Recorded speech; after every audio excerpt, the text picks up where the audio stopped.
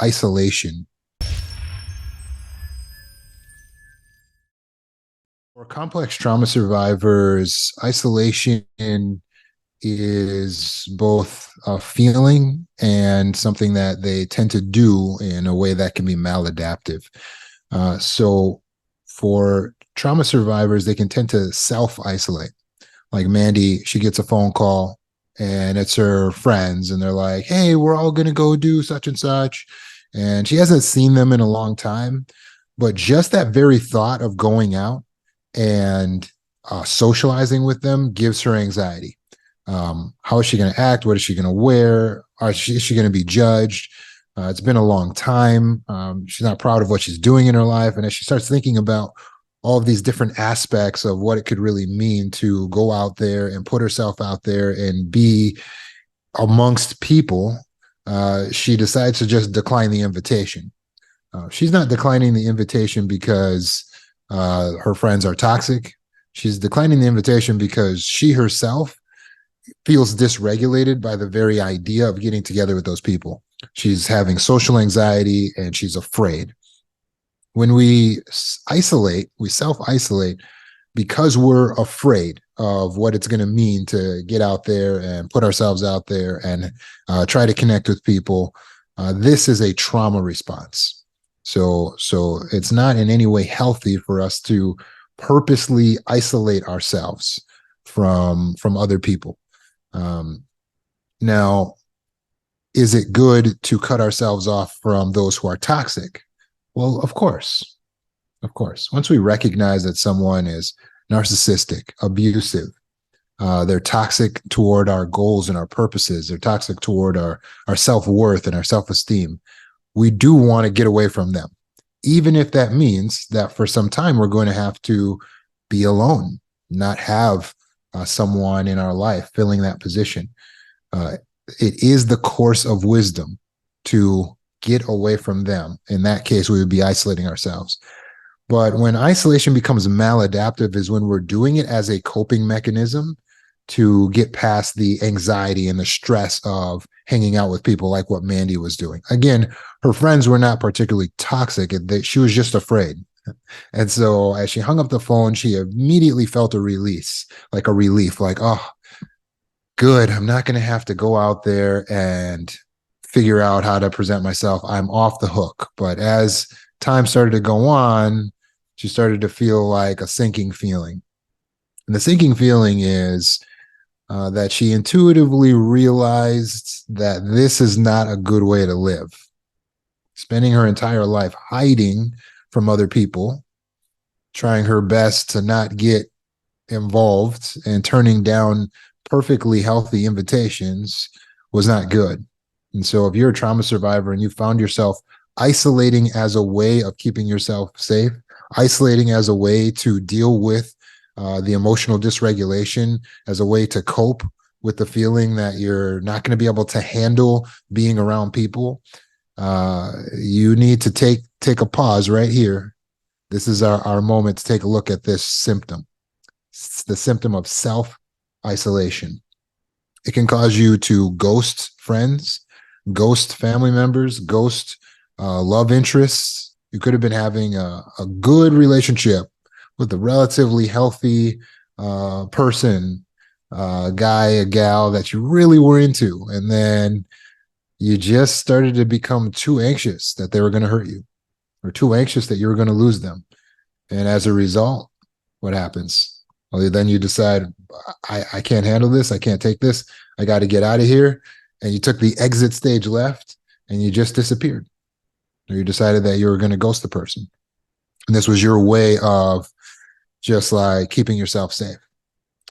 We don't have ill intent when we're self-isolating. It's just that it's a maladaptive coping mechanism, which is a fancy way of saying it's a way of handling a problem that causes more problems. It's not going to work for the long run. So why are we doing it? Well, we equate avoidance with safety, maladaptive thinking. Hey, if I just avoid everyone, then that will keep me safe. We don't want to be triggered. We're feeling triggered by the whole idea of having to go to an event or be around people. We've decided we can't trust any men or can't trust any women, or we don't want to have any relationships. But then the problem is relationships in general are necessary for life, right? So whereas I've taught in the past that we need to be able to be alone, right? We also need to be able to handle being around other people. We need both our life skills, right? So being alone is not the cure all to everything. We need to be able to be alone. For some people, it's just their trust issues. They're feeling like because of their past trauma, isolating themselves is a protective measure to avoid the risks of being in or being out there or in a relationship of some type. For others, the hyperarousal and the hypervigilance, if you've ever felt that, where your whole nervous system is on high alert, which keeps you in constant state of stimuli, that causes you to hate being around people because you're in constant hypervigilance. Like, what does that mean? What did that face mean? What is he doing? Why did he move his hand like that? Why is she shifting? Right? And when you're doing all that, it's kind of exhausting and you lose yourself. You don't even know how you feel, except for scared. Speaking of scared, there's fear of rejection. One of the reasons why trauma survivors may avoid getting out there, being around people, is because they're afraid of being judged. They're afraid of being disliked. They're afraid of people leaving them, abandoning them, or rejecting them in some way, shape, or form. For some of us, it's our difficulty to express emotions that cause us to want to just not be around anyone. For some of us, we're carrying so much shame and guilt that we feel like we need to just isolate ourselves because everyone knows what happened to me back in the such and such, or everyone knows what I did, or everyone's thinking that I'm this or I'm that. For many trauma survivors, they experience a loss of identity. So since it disrupts their sense of identity, they isolate, and that gives them a sense of control and protection against the external influences that could make their identity fall apart, right? So they're figuring if I just stay home, I stay inside, then I don't have to lose myself, right? They have a fear of relationships. So it's very important that you don't have a fear of being alone, i.e., loneliness, codependency, but it's also important that you don't have a fear of relationships. And so that's what we're talking about today, that fear of relationships. Now, does that pertain to you? One of the things we have to do if we need to change this self-isolating, this fear of relationships, is first of all get over that fear of loneliness, that fear of being alone, which can sound kind of counterintuitive. Like, how, if I get rid of the fear of loneliness, how is that going to help me to fix my fear of relationships? But the whole problem is our extreme thinking. So when we're codependent and we're afraid to be alone and afraid to be with ourselves, it's causing us to go to extremes when we're around people. Again, the fear of being alone is causing you to go to extremes when it comes to other people. So then you're going out there and you're putting on a whole show for them because you're afraid of being alone. Or you're taking the first person that you find and locking in on them only to find out they're abusive because you're afraid of being alone. Or you're hanging on to abusers because you're afraid of being alone. You're staying in relationships that you shouldn't be in too long because you're afraid of being alone. You don't set boundaries because you're afraid of being alone. You have to cure that. That's extreme black and white, all or nothing thinking. We have to stop that. So how do we cure that fear of being alone? Well, when we are by ourselves or when we are feeling lonely, even if there's other people around, then we need to practice our reframing. When we're alone, we need to practice the reframing. So just picture it in your head right now. You walk in the house, you're going to go get some cookies and milk, and then boom, it hits you. The weight of loneliness, it just hits you. Oh my God. I'm alone. I'm alone in this house. I'm alone in this world. I don't have any friends. Why doesn't anyone love me? Right? And your mind starts spiraling like that. Like, what happened? What is wrong with me? You ever do that? There's got to be something wrong with me because I wouldn't be in this situation. And then we start to spiral down, down, down. So what do we got to do there? It's time to reframe immediately. As soon as we notice we're getting that pang of loneliness, that distress, we need to immediately reframe. I like using a pen and paper, and that's what I advise you do. But if you just got your head, then do that in your head. So to reframe it, we'll start with a propitious question. It's the immediate way that we can stop the rumination. Propitious question. Propitious question is a question that's asked for your benefit, a little bit grandiose. It's going to be to an extreme benefit of the self. You ready for it? Here's a propitious question you can ask yourself. Why is it actually amazing that I am alone right now? Why is it actually amazing that I'm alone right now? Now, it's a weird question to ask because you don't feel that way, but you're just posing a question for a discussion. But here's the thing. This is a hack because the way your subconscious mind works, as the AI computer system it is, when you feed it a question or a problem, it has to solve the problem and answer the question. Doesn't matter what you ask it. So we have to stop giving it detrimental questions and problems to solve. You see, when you say, why am I alone? Your subconscious mind says, well, you're a little ugly. Maybe your breath stinks. Maybe you could use to get better at this. Maybe nobody likes you. Maybe the problem was that you asked a detrimental question.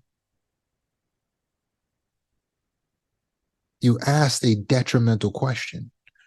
The question was framed. It was innocent. You didn't mean to do it, but when you did it, you armed your subconscious against you.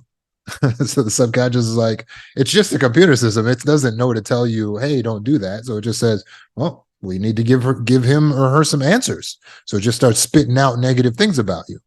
Why do I suck? Right? Why am I so terrible? You say something like that, and your subconscious mind will just start answering the question. That's why we use propitious questions. And the propitious question is going to do the same thing the subconscious mind, only now the subconscious mind is going to start doing things that are going to work towards your benefit and help you to switch and reframe. So now you say with a propitious question, you go, why is it amazing that I'm here by myself right now? And then all of a sudden, and your subconscious mind starts hitting you with propitious thoughts. Well, because right now you wouldn't want someone around because you haven't made as much money as you want to make. And you wouldn't want someone around right now because you haven't lost all the weight you want to work and you haven't got your purpose going. And right now isn't a good time for a relationship because you're working on your healing. And right now you want to eat your milk and cookies. This isn't loneliness. This is freedom. This isn't loneliness. This is privacy. You are finally not being abused by anyone right now. And what happens when you start thinking like that? Well, at the very least, you can go and get your milk and cookies without spiraling into depression. But dare I say, you might actually start to feel better, even good. So what happened? Did we change the actual reality around us? No. We got inside the brain and we changed the way the mind was working with the use of propitious questions. Yeah, we're empowering ourselves against the systems, the programs that have been holding us down and holding us back. So utilize this tool, utilize this gift, propitious question. So the first thing we got to do is reframe our mind around the idea of being alone. When we stop fearing being alone so much, we're no longer codependents. Now you're ready for relationships. Now you are ready for a relationship because you must go into a relationship with abundance mindset, not scarcity mindset. Can't go to a relationship with scarcity mindset. Oh my God, please don't leave me. Oh, I need you. You can't do that. No. All right. To give you an example, ladies in the room, just imagine a guy comes up to you and he slides on in and he wants to give you his best pickup line. And he says to you, I have nothing. I have no one. I am so alone. Will you please be with me? Because if you're not with me, then I'll have no one. But if you are with me, then at least I'll have something and I'll have someone. Please. If a guy approaches you like that, you're going to be like, oh my God, here is my number. I am so into you right now. Are you going to do that? Yeah, are you gonna say, I bet you don't have a car either. Do you want me to give you a ride? Is that what you're gonna do? So typically that's not gonna feel attractive to you for a guy to approach like that, right? On the other hand, when you perceive that a fella's got some abundance about him, he walks in the room, he's confident, he's well dressed, right? He indicates some level of proficiency in his life that may have led him to have maybe a little bit of success as well. Other people tend to like him, so he tends to have other friends, both male and female, responding positively to him. Now, when you see him, right, manifesting abundance, now he's more attractive, right? So if he happened to talk to you in this case, because he has abundance, now you wouldn't mind being a part of that person's life. He has a better chance, right? But it's not just a male female thing, it's a universal thing. To he who has more, more will be given. To he who has less, even what he has will be taken away from him. It's the words of Jesus, Gospel of Matthew. Yes, if you have more, or you manifest that you have more, or you're thinking in abundance mindset, you will attract more to you. You will become more as a result. This is why we must think in propitious questions, and we must aggrandize the self just a little bit. This is why a successful person, before they ever become successful, is already saying things to themselves like, I am so successful. I am going to be so successful. They have nothing, but they're manifesting that abundance, right? And it really works, right? Remember on Oprah when Jim Carrey said he wrote himself a check for $10 million when he was broke and walked around with that check in his wallet, a $10 million check, because he believed he would have it. And by continuing to do that, he cultivated an abundance of the mind. And as a result, there did come a day where he got paid $10 million to do a movie. Does that mean it can work for you? This is a universal law. It's how the universe works. I'll tell you what doesn't work. Detrimental thinking. Oh, why don't I have? I don't. Why not? Why me? Right. That's just gonna attract us more lack. So we're gonna get more and more lack. Right. So it's our responsibility to reframe the paradigm around loneliness and be in abundance. Now, when you go and approach relationships from an abundance mentality, it's going to work out well for you. It's going to work out well for you, and you will get more abundance. So whenever I go into a new group of people, because I move a lot, right? Like a lot of you guys know, I moved to Florida, right? So you understand what that means. That means all new friends, right? That means all my old Chicago friends are still in Chicago, and I don't have any of them here. So I come here and I start completely fresh. And when I lived in California, I had to do the same thing, right? Start completely fresh. And when I lived in Brazil, you got to do the same thing. And when I lived in wherever, Thailand, you got to do the same thing. You got to start completely fresh wherever you go. So how does it work?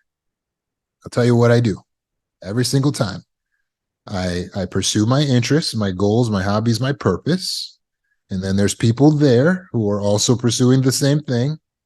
And then I manifest abundance, which means that I show no desperation for a relationship. I show no desperation for a relationship. That's how you do it. And I show no desperation by cultivating that mindset of abundance in my head. It's just a matter of time. If I keep showing up here and I'm consistent and I manifest some proficiency at what we're doing here, it is an inevitability that people are going to start to know me. And when you know someone, then you can like them and trust them, but you have to know them first. And how can you know them if they don't show up? The only reason people don't like me and trust me here is because I have never been here before. Why would they like me? It's just that simple. And you see how this mindset actually it cultivates abundance so that the abundance will be manifest. It cultivates confidence so that I'm sitting there, I'm looking like a confident person. I'm not searching everyone's eyes, hoping for a connection. I'm just relaxed and doing whatever the activity is we're all here to do. And as a result, I will always get friends wherever I go. It is not instantaneous, I promise. Even for me, it is not instantaneous. You have to keep showing up. You have to just be consistent. But as they see you over a number of weeks, showing up at the same place, manifesting a level of proficiency and confidence, and you seem to be in abundance, you don't seem to be desperate for friends, people are like, hey, so what's your story? They start to become a little curious. They start asking you questions. All the meanwhile, of course, being friendly, right? We say hi and you talk openly when you get the opportunity, but you're not desperate for it. And see, this helps us to be more confident. Confidence helps us to be more attractive. And even as we start to get into these relationships, start to ask questions, we start to get discussions going. We don't have to press it. We don't have to be desperate. At any point in a relationship, don't be desperate. Naturally, the next stage of the relationship, information is going to be exchanged. Where you live in, here's my phone number. We should get together. And why don't you come to do that? Next thing you know, invitations start to get exchanged. Okay. Now, at this stage in the relationship, it's very important, again, that you manifest no desperation. Just because someone's given you their number doesn't mean you need to text them right away and get to the calling and relax. Just take your time. So when you're in abundance mindset, you realize it's all just a matter of time. It's all just a matter of time. And then as you go on into the relationship, you'll start to do things together and you'll start to have contact, and you will naturally find some connections, and you will naturally find a lot of people, in fact, the majority, that you do not want to connect with. Why? Well, because the majority of people don't have that much in common with you. They're not going to be on your same level, either economically or intellectually, or on your same level in terms of intensity on certain things or proficiency wise. It just depends on what it is you're doing and what it's all about. Besides that, some people are toxic. So some of these people are going to be potential abusers, narcissist takers, or persons who are manifesting too much desperation in their life. And as a result, they're not going to be a good match for you. That makes up all of what I named. It makes up the majority of the people. So only a small number of the people that you meet are going to be those good, long-lasting connections. And you're only going to know who those are through time and through connection, which means you have to face rejection, not run from rejection, not hide from rejection. You have to face it. Some of them are not going to like you. They're just not going to think you're that great. They don't like your jokes. This happens to every human. Every human is not liked by someone, right? Everyone is not liked by someone. But everyone also has some people that can mess with them. So you're looking for your tribe, right? And by looking, I mean, you're just being open for the connection. You're just making yourself available for the connection. And believe me, in the beginning, you may have to have your days where you're like, man, I didn't make any connections today, right? But over time, you will get more and more and more connections going. So how many connections do you need to make before you can find your best friend? I want you to think in terms of dozens. I want you to think in terms of dozens. So I don't want you going out there thinking you're going to meet 1 or 2, 3, 4 people, and the first person gives you their number, like, oh my God, maybe this is a friend. You're in desperation mindset. Don't do that. Oh my God, maybe this is a friend. No, you don't know. You don't know yet. You need to take your time. You need to meet lots and lots and lots and lots and lots and lots of people. Ladies, if you're looking for a man, right? You're looking for a man. Don't just lock down on the first guy who shows you some interests and that you kind of think is okay. Don't lock down on him. Put him in the queue, right? You have one of those on your Netflix, like a queue where it's like I watch later. Like, these are the movies I want to watch. I want to watch this. I don't have time to watch it right now, but I want to watch it. You gotta have a queue of men, right? You just put them in a queue. You're not intimate with these men. You're just talking to them, and you go and put him here. And as soon as you meet another and put him here, I want you to have several different guys simultaneously that you are talking to. You're getting yourself trapped and stuck, and you are losing time going into one relationship with one dude for 6 years until you're like, I can't take it anymore. I'm in a relationship with a narcissist. That's a hard way to go. 6 years every time. It's gonna take you 70 years to find your one. right? So instead of giving each dude 6 years, let's just take some time and get 6 guys at once. And then we talk to 6 guys simultaneously. What are we doing here? Abundance. We need to work through the numbers. If you want to know how to get connections, you need to work through the numbers. Okay. So again, what are we doing? We're getting rid of our fear of being alone by reframing. And what I'm teaching you here is skills, relationship skills, so that you can go out and make friends and meet people. You don't need to be desperate. You don't need to be afraid. You can make connections, make a lots of connections. Don't expect them to go somewhere. Only some will be your troopers. Only a few people will be your day ones, your diehards, your ride or dies. It's not going to be everyone. It's not going to be everyone. Is this making sense? So the other thing that's going to arm us well to be able to get out there and stop self-isolating is having the ability to establish boundaries. Many times trauma survivors don't put themselves out because they don't know how to set boundaries. So they know that putting themselves out there means that they are going to get used, abused, violated, and mistreated, and what's the word I'm looking for? You're going to be used, abused, violated, mistreated, unappreciated. So by means of discussion here, and you can just raise your hand, I'm going to ask this question to see if we have a good sense of boundaries, okay? So no doubt by now, you've taken my boundaries course or the Adapt Healing course, and you've learned about boundaries. So let's put your knowledge to the test. And if you haven't done that, maybe you've been coming to the meetings, and so you know about boundaries. So here's the question.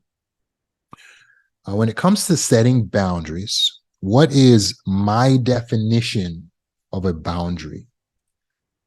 When it comes to boundary setting, what is Roman's definition of a boundary? A boundary is what? It's a rule you make for yourself. Very good. A boundary is a rule or a limitation that you set. A boundary is a rule or a limitation that you set. This is very important. You have to understand what it is in order to have good boundaries and be able to make connections. Okay. A boundary is a rule or limitation that you set. You can set rules and limitations over your own behavior. Those are your personal boundaries. You can set rules and limitations over your thoughts, over what you say. You can also set rules and limitations over other people's behavior. Based on what authority? Based on what authority? Well, because all of us are kings and queens of something. Does anyone know what all of us are kings and queens of? Each of us have authority over something. What is the thing that we have authority over? You have authority over yourself, and you are your own sovereign nation and your resources. Perfect. Someone's been doing their homework. Yes. Yeah. You have authority over yourself and your resources. Write it down. Make sure you got it. This is so important. You have authority over yourself, and so I can govern someone else's behavior because I have authority over my resources. But before I can explain how I can govern someone else's behavior, I need to understand what my resources are. This is crucial right now. We got 100 people here on the edge of their seats. What are our resources? Who's got it? What are our individual resources? What are our resources? Time, energy, space. Nailed it. Excellent, Devin. Your time is one of your resources, one of the most valuable ones. Your energy is one of your resources. Your personal space is one of your resources. Your body is one of your resources. Your beauty is one of your resources. Your money and your physical resources, like your car, your house, anything that belongs to you, Those are your resources. Your children are one of your resources. Your animals are one of your resources, right? So again, your time, your energy, your personal space, your body, your beauty, your talents, your yes, people said your mind, right? Anything that belongs to you. Good. Now, here's the thing to understand. Your resources are valuable. There are people who want them, and that never occurred to you because you never saw yourself. But now understand there's people who want your resources. They want access to your resources. That's not always wrong, but they need to pay. It's not wrong that people want your resources because your resources are valuable, but they need to pay. Meaning they just can't come in and take them without your permission. Okay. You can give them for free, but they have to have your permission. Does that make sense? They can't just take your time. They can't just take your space. They can't just take access to your body. They can't just take access to your looks. They can't just take access to your presence. They have to have your permission. It is on this authority and your authority to remove your resources that we have the ability to govern other people's behavior. This is something that's not understood in the mental health community. They get all upset. They go online and they go, this person tried to tell someone else how they could act in a relationship. And yeah, you can do that. You can do that. Let me demonstrate how this works. Somebody steps foot in my house. It's a relative. They come over to my house. I say, excuse me, I need you to take off your shoes when you come in my house. What is that? That's a boundary. I created a boundary. Why is it? It's a rule or a limitation that I created. Who am I talking to? Other people. I'm telling them what they have to do. Whoa, can I tell other people what to do? Yes. Why? Because it involves my resources. It's my house. What is the authority on which I can enforce this boundary? It's my house. I can remove my resources, or in this case, kick them out. It's based on that authority. So how does this devolve? Well, if they say, no, I'm not going to take off my shoes, which would be so dumb, right? And disrespectful. And then I would say, since you're violating one of my boundaries, I'm going to have to ask you to leave. And if they say, no, I don't want to leave, right? Then how is this going to devolve? Eventually, I will call the police. And guess what will happen when the police arrive? Guess what will happen when the police arrive? This is a crazy thing about life. The police, get this, are going to enforce your boundary. Did you know that? If someone violates your boundary, you get to call the police. And this is just about every country in the world. You can call the police and the police will come and enforce your boundary. You'd be like, that guy's not obeying my boundaries. I told him to leave me alone, stay out of my personal space, and he kept coming to my personal space. And the police was to be like, that guy went in your personal space, and they will arrest that guy. That is how powerful your boundaries are. You are a king. You are a queen. Recognize this. All of your boundaries work this way. That guy touched my body and he didn't have my permission. You touch his body, and the police start beating him up. Well, that's some countries. not in the United States. They don't beat you up as much. Well, sometimes. That's a whole nother discussion, right? So understand this is the level of power you have. Anything that involves your resources, you can make rules over not just your own behavior, but other people's behavior. So can you tell someone they have to stop smoking? Yes. Even when you're not around, they have to stop smoking? Yeah. You can govern other people's behavior, but on what authority? On access to your resources. So you can say, hey, listen, I don't want to be in a relationship, meaning give access to my body and my space to someone who's a smoker. You can say that. That's your rules. It's up to you. And they have to be like, really, I have to stop smoking even when you're not around? And you could be like, yeah. And someone could be like, well, you're being controlling.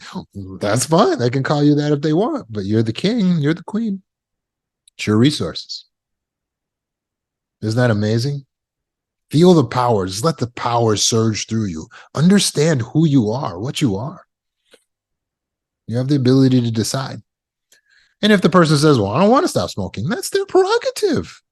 You say, I respect that, sir. You're a king and queen of your stuff. However, I'll be removing access to my personal space and my time and my body over here until you're done smoking. You understand how that works? You respect it. That's good. do you. As you do your thing, I'm going to do my thing over here. And then once you meet my qualifications, I may decide to, again, give you access. You get to decide. Hopefully that's making sense with the boundaries. So now we know what they are. Now, another question for you. Asserting boundaries. When can we assert boundaries? Is it too late after a certain point? I love this one. The moment you feel violated, you don't have to have it preset. The moment you feel a violation to your boundaries or to yourself, you set a boundary. Perfection. Did everyone hear that? Turning up the volume over here. She said, the moment you feel a violation, your feelings, the feelings are your indication when you need to set a boundary of some sort. It's the feelings. So when you don't feel good about something someone's doing, then you can speak up and set a boundary. Can I make any rule? Yeah, you can make any rule at any time. It's never too late. So right, if a woman is with the guy and the guy starts pressing up on her and she doesn't say anything, he starts kissing her and doesn't say anything, and they start getting undressed and doesn't say, at any point she can stop and say, stop, I don't want to do this anymore.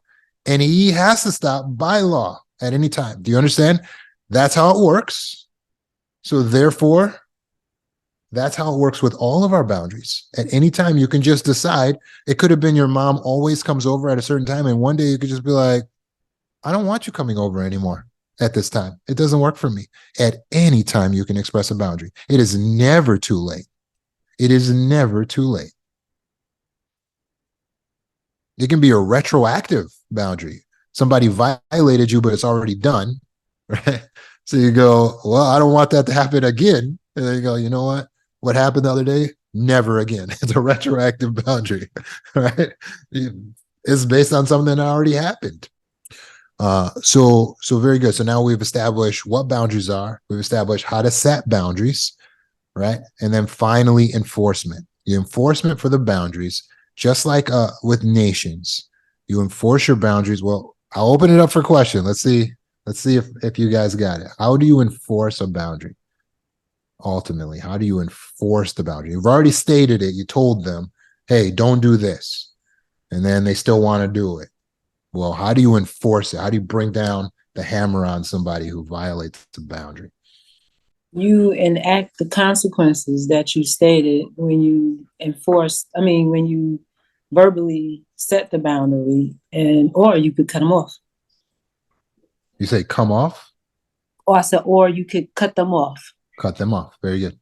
So just like you got to think like nations, like you are your own sovereign nation. When a nation doesn't want to go the nuclear route and bomb someone, they use something called sanctions. And sanctions are saying, well, you don't get any of our resources anymore. That's what nations do, right? You do the same thing. When someone violates a boundary, you need to remove access to your resources once they're not respecting that boundary. You get to decide at any time when you enforce, by the way. Again, you will enforce your boundaries by removing access to your resources. Are there times when it has to get a little bit rougher than that? There are. Sometimes someone could have you cornered, physically cornered, where you would have to lash out and hit them so that you can remove access to your resources. If someone is extreme in certain ways, you may have to call the police so that the police can be your enforcer. And that's why we have police, so that we don't have to get violent all the time. But if it's a situation where you can call the police, then you may have to do that if they continue to violate a boundary, if they're not showing respect for your boundary. So even if it's our mom or our dad, yes. Unless you're a minor, yeah. We have to remove access to our resources, and even be willing to call the police on our own relatives if they're not showing that respect. As a result, they will learn respect, and they will not continue to cross that line, because they will see, whoa, this person's serious, and you will live in your own paradise. Why? Because people won't be constantly trying you. And now guess what? You're not afraid to go out and make connections. Why? Because you know how to set boundaries. And if a guy or a gal gets too much with you, you know how to say, hey, stop. I'm just going to set a rule right here. Don't do this anymore. Making sense? And you know how to enforce it. So we don't have to be afraid. So hopefully these relationship skills have kind of helped us here.